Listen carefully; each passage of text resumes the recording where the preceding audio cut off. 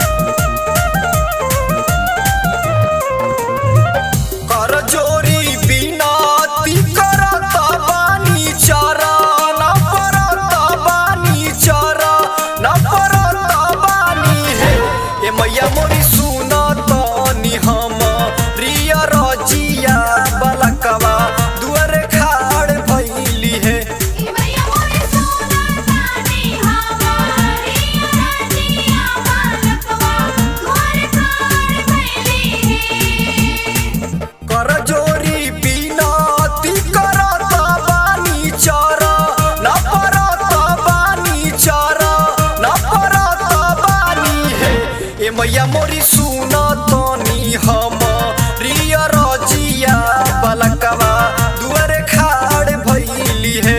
ए मैया मोरी सुना तनी हम रिया रजिया बलकवा दुआरे खाड़ भइली है।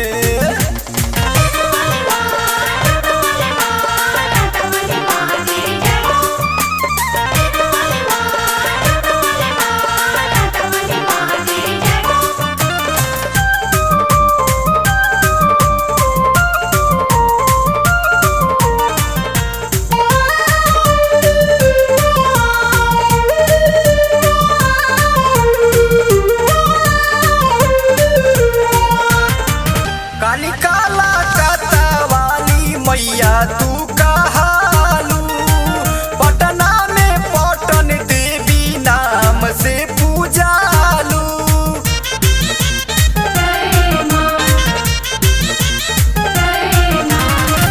कालिकाला काता वाली मैया तू कहालू पटना में पटन देवी नाम से पूजालू।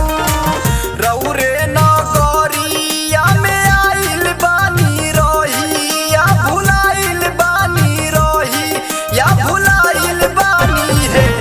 मैया मोरी फसल बानी माया के बजरिया बालकवा दुआरे खाड़ भइली है। मैया मोरी फसल बानी माया के बजरिया बालकवा दुआरे खाड़ भइली है। जय माँ, जय माँ, जय माँ, जय माँ।